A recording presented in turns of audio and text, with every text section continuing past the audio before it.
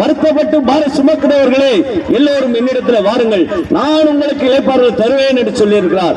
இளைப்பாறுதல் தருகிற தேவன் இயேசு கிறிஸ்து ஒருவரே. அவர் ஒருவரே சமாதானத்தை கொடுக்க முடியும். அவர் இல்லாமல் சமாதானம் கிடைக்காதுங்க. இந்த சமாதானத்தை கொடுத்தவர் இயேசு கிறிஸ்து. அதற்காக தன்னைத்தானே பலியாக்கினார். அந்த பலியின் நிமித்தம் நம்மளுக்கு அந்த பாவத்துல, அந்த சாபத்துல, அந்த தண்டத்துல இருக்க மட்டும் இல்ல, நம்ம சமாதானத்தை ஆண்டவர் கொடுக்கிறவராக இருந்து அந்த சமாதானத்தை கொடுத்தார். அதை தான் இன்றைக்கு உங்களுக்கு நாங்கள் சொல்லுகிறோம். ஏன் என்று சொன்னால், என் வாழ்க்கையிலே நல்ல ஒரு கிறிஸ்தவனா இருந்து சுரூப வழிபாடிலும் சில வழிபாடிலும் இப்படிதான் இருந்தோம். எங்கள் வாழ்க்கையிலே நிம்மதி இல்லை, சமாதானம் இல்லை, சந்தோஷம் இல்லை. எப்போது பார்த்தாலும் எங்கள் குடும்பத்தில் எப்போதும் முறுமுறுப்பு தான் இருக்கும். இப்படிதான் இருந்தது. நானும் பாத்தீங்கன்னா இந்த குடி ஒரு விதமான குடி எனக்கு பழக்கத்தில் இருந்ததுனால, போதை வஸ்துக்கு அடிமையானதுனாலே நான் அப்படியே மொத்தமா அதுவே முழுகி போனேன். எப்படி என்று சொன்னால், காலையில இருந்து ராத்திரி ஆனாலும் சரி, எந்த நேரம் ஆனாலும் குடிக்க ஆரம்பித்து அந்த குடிக்கு அடிமைப்பட்டு போனேன். போதை இல்லைன்னா என் வாழ்க்கை இல்லை, போதை இல்லைன்னா நான் இல்லை என்று சொல்லி நான் இப்படிதான் வாழ்ந்தேன். நல்ல எலக்ட்ரிக்கல் பிளம்பிங்கள் வேலைகள் எடுத்து கான்ட்ராக்ட் எடுத்து செய்து கொண்டிருந்தவன். கட்டையில பாத்தீங்கன்னா ஒண்ணுமே இல்லாத தரித்திரத்தில் போய் ஒரு மாட்டு கொட்டையில நான் குடியிருக்க வேண்டியது. 2 பிள்ளைகள், எனக்கு ஒரு பொண்ணு ஒரு பிள்ளை. ஆனால் பாருங்க, 4 பேரும் ரொம்ப மோசமான சூழ்நிலையில போனோம். பாத்தீங்களா, அதுல இருந்துதான் ஆண்டவர் மீட்டெடுத்தார். அது என்ன சொல்லுகிறா வேதம்? இப்படிதான் இந்த குடிக்கு அடிமைப்பட்டவங்களோட 2000 ஆண்டுகளுக்கு முன்பாக இயேசு கிறிஸ்து இந்த வேதத்தில் எழுதி வைத்திருக்கிறார். அவர் சொல்லுகிறார், யாருக்கு வேதனை, யாருக்கு துன்பம், யாருக்கு காரணம் இல்லாத காயங்கள், யாருக்கு ரத்தம் கலங்கின கண்கள், மதுபானம் இருக்கும் இடத்திலே தங்கி தரிப்பவர்களுக்கும் கலப்புள்ள சாராய்த்த நாடுகளுக்கானே. அவர் பாத்திரத்திலே பார்க்கும் போது அது பளபளப்பாய் தோன்றும். நீ அதை பாராதே, பார்த்தால் அது பருகு சொல்லும். பாம்பை போல ரூபம் இருக்கும், விரியானை போல தீண்டும், தாறுமாறானவர்களை பேசுவாய், நடுக்கடலில் சோழத்தை போல இருப்பாய், பாய்மரத்தடியில் படுத்திருக்கனை போல இருப்பாய். என்னை அடித்தார்கள், எனக்கு நோகவில்லை, என்னை அறைந்தார்கள், எனக்கு சொரணை இல்லை. மீண்டும் எப்போது அது பருகலாம் என்று விழிக்குமோ காத்துக் கொண்டிருந்த நாட்கள் தான் இந்த நாட்கள். இன்றைக்கு உருவாக்க நாங்க நல்லா நீட்டா ட்ரெஸ் பண்ணிட்டு நல்லா அழகா இந்த வார்த்தைகளை சொல்லி உங்ககிட்ட பேசுறோம். எப்படி பேசணும்? என் அனுபவத்தில் ஆண்டவர் இப்படியா இருந்தவன் என்னை தூக்கி இன்றைக்கு நிறுத்தி உங்களுக்கு முன்பாக இதை சாட்சியை சொல்ல நாங்க வந்திருக்கிறோம். பாருங்க, இந்த ஆண்டவர் எவ்வளவு நல்லவர்.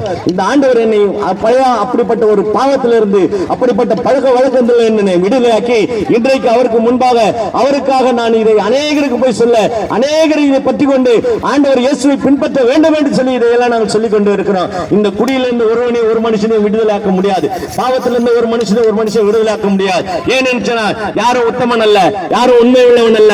எவனுமே எல்லா பாவத்துக்கும் அவங்களுக்கு ஒரு காரியங்கள் இருக்கும். அதை கொண்டுதான் அவங்க செய்து கொண்டிருப்பாங்க. உங்களை நேசிக்கிறேன்னு சொல்லுவாங்களே, ஒரு நாளும் உங்களை கொஞ்ச நேரத்துக்கு அவர் பார்ப்பாங்க, பிறகு நேரத்தில் பின்னாடி போயிட்டு உங்களை மறந்துட்டு அவங்க வேற காரியத்தை பேசிட்டு போவாங்க. இவனுக்கு வேற வேலை இல்லைன்னு சொல்லுவாங்க. இந்த ஆண்டவர் அப்படி இல்லைங்க. பாவியை தேடி வந்திருக்கார், தரித்திரனை தேடி வந்திருக்கார், தரித்திரர்களுக்கு சுவிசேஷ பிரசங்கம் சொல்லி இருக்கிறார். பாருங்க, எவ்வளவோ நம்ம வீட்டுல வசதி வாய்ப்புகள் இருந்தாலும் நம்ம வாழ்க்கையில பாருங்கன்னா, இப்படி ஒரு பக்கம் பணம் வரும், ஒரு பக்கம் அது நம்ம விரயமாய் போய் கொண்டே இருக்கும். இதுதான் வேதம் சொல்லுகிறது. சம்பாதிக்கிற பணங்களை பொத்த பையில போடுற மாதிரி போட்டுக் கொண்டு இருக்கிறாய்.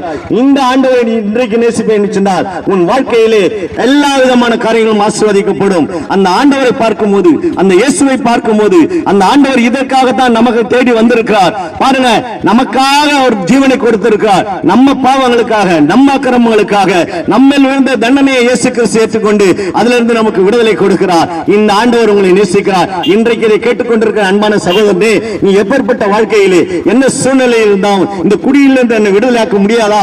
யாராவது எனக்கு விடுதலை ஆக்குவாங்க சொன்னா, இன்றைக்கு இந்த இயேசு உங்களை தேடி வந்திருக்கிறார். இந்த இயேசு உங்களை நேசிக்கிறார். இந்த இயேசு அதில் பாவத்திலிருந்து மீட்க இயேசு கிறிஸ்து தன்னையே ஒப்பு கொடுத்திருக்கிறார். ஒரு மனுஷன் ஒரு நண்பனுக்காக ஏதோ நல்லவனாக இருந்தா ஜீவனை கொடுக்க துணியலாம் என்று சொல்லி வேதம் சொல்லுகிறது.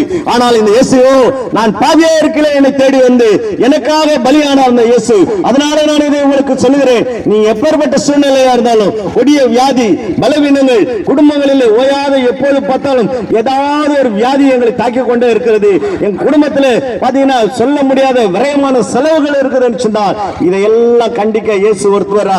அவரால் தான் முடியும், அவரால் தான் ஆகும். உங்கள் வாழ்க்கை ஆசீர்வதிக்கப்படும். உங்க வாழ்க்கை நன்றா இருக்குன்னா இந்த இயேசுவை நேசிக்கிறார். அந்த இயேசுவை நீங்க நம்புனீங்கன்னா இன்றைக்கு உங்களுக்கு விடுதலை.